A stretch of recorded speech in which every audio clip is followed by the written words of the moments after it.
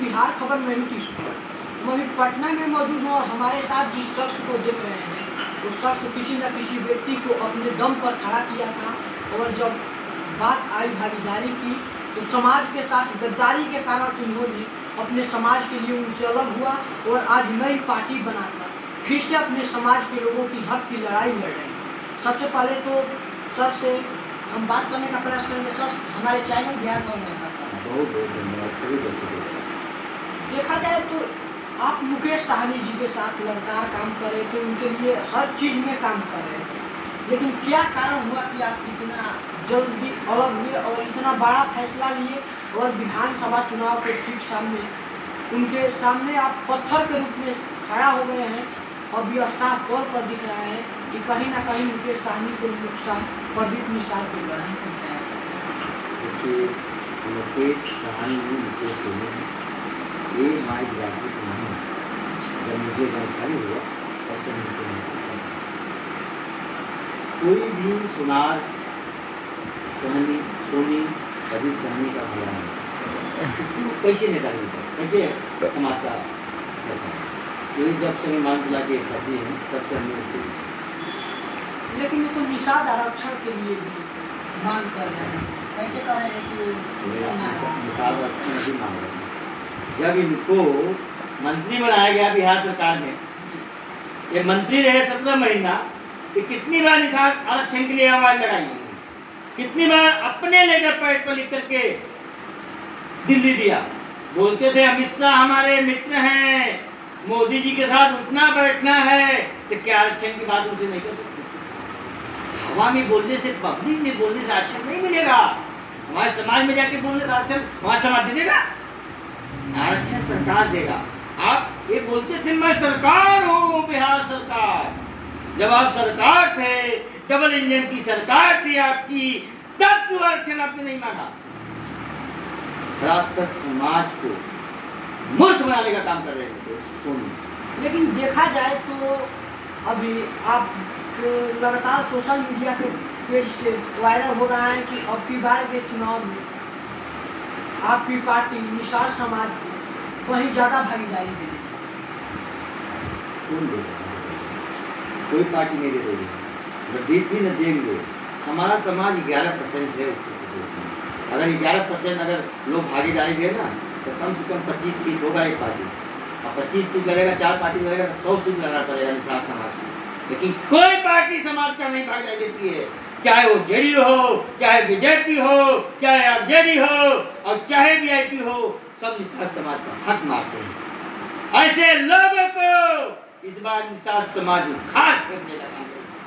उखाड़ कर फेंक दीजिए, लेकिन वो तो देख रहे हैं कि सबसे ज़्यादा कहीं अधिक उनके साथ निषाद समाज के ही लोग दिख रहे हैं। हाँ, ये बात सुन, उनके साथ लोग हैं, लेकिन सभी लोग हमारे संपर्क में, सभी लोग को धीरे धीरे पता चल रहा है कि सहनी नहीं सुनार है, इसका साथ छोड़ो।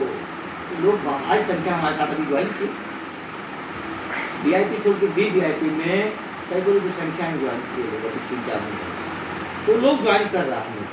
वो तो बोल रहे हैं कि बिहार में महागठबंधन की सरकार बन रही है, तेजस्वी जी मुख्यमंत्री और हम उप मुख्यमंत्री बन रहे हैं। बनेगा तो और इधर सरकार जनता बनाती है कि नेता? जनता बनाती है।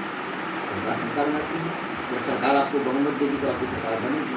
लेकिन यहाँ एक क्वेश्चन और होता है, क्या अनपढ़ आदमी को मुख्यमंत्री या डिप्टी सीएम बनना चाहिए? बिहार की जनता फैसला कर रही है। अगर अनपढ़ आदमी सीएम बन जाएगा, डिप्टी सीएम बन जाएगा, बिना पढ़ा लिखा आदमी, तो क्या बिहार की जनता अपने बेटा या बेटी को स्कूल में पढ़ने लगे? सारे स्कूल में ताले लग जाएंगे। शिक्षा की बात करते हैं, खुद शिक्षित है नहीं और दूसरों की शिक्षा की बात करते हैं। अब अपने से बताइए, ये लोग क्या बताएं, कैसे कैसे लोग हैं। अपने मन से कहते हैं इतना सीट चाहिए, अपने मन से कहते हैं हमको सीएम बना दीजिए, हमको डिप्टी सीएम बना दीजिए, जबरदस्ती बन जाए। इतनी काबिलियत होनी चाहिए। मेरे अंदर भी काबिलियत नहीं है कुछ बनने की, नहीं बने हैं, मैं पार्टी चला रहा हूँ। संवैधानिक पद है, ये राजा वाला पद है, इसको निभाने के लिए मेहनती आदमी, पढ़ा लिखा आदमी, सोच दूर तक सोचने वाला आदमी हो, कैसे बिहार का विकास होगा, कैसे पलायन को रोका जाएगा, कैसे गरीबी मिटाई जाएगी, ये सोचने वाला तेज प्रताप जी के साथ गठबंधन किए हैं।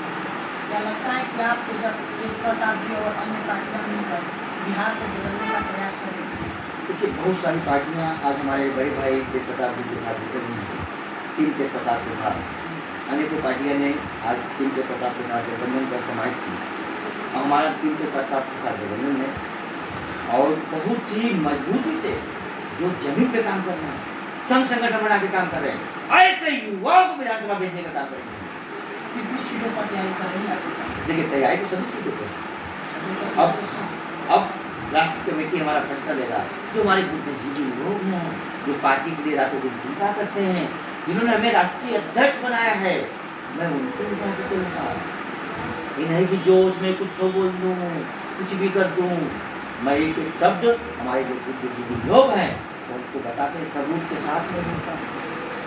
कोई भी तत्व नहीं बोलूँगा, हवा में नहीं बोलूँगा। हमारे बुद्धिजीवी लोग रोज मुझे 1 घंटा ट्रेनिंग देते हैं कि प्रदीप जी समाज का विकास कैसे होगा। हम लोग चिंतन मंथन कार्यक्रम करते हैं किस तरीके से समाज का विकास हो। हवा बाजी क्या आप डिप्टी सीएम बनने के लिए नहीं सोच रहे हैं? आपके साथी मुकेश सहनी ना मुझे डिप्टी सीएम नहीं बनना है। ना मैं कभी नहीं। हम डिप्टी सीएम हमको बनने की लालसा नहीं, ना हमको कोई पद की लालसा है। हमें लालसा ये है हमारे समाज को 10 साल पीछे किया गया, इसको कैसे आगे किया, कैसे समाज के जो योग्य व्यक्ति हैं उनको विधायक बना दो। जैसे हमारे छोटे सोहनी जी, समाज के इतने योग्य व्यक्ति, लाखों लोगों का मदद किए, हॉस्पिटल में एडमिट कराते हैं, लोगों को एम्बुलेंस मुहैया कराते हैं, लेटर लगा के लोगों को इलाज कराते हैं। ऐसे व्यक्ति को मंत्री बनाना चाहिए, ऐसे व्यक्ति को डिप्टी सीएम बनाना चाहिए जो समाज के लिए निस्वार्थ रातों को काम करता है। अभी हमारे साथ विकास वंचित इंसान पार्टी के राष्ट्रीय अध्यक्ष प्रदीप निषाद हेलीकॉप्टर बाबा थे और इन्होंने अपनी जो पार्टी बनाई है, इस पार्टी को लेकर मुख्य बातें कही कि हमें डिप्टी सीएम नहीं बनना है, बल्कि हमें जो हमारा समाज पिछड़ते जा रहा है उसको उनका हक दिलाना है। इसलिए हम अपनी पार्टी को बनाए हैं। धन्यवाद।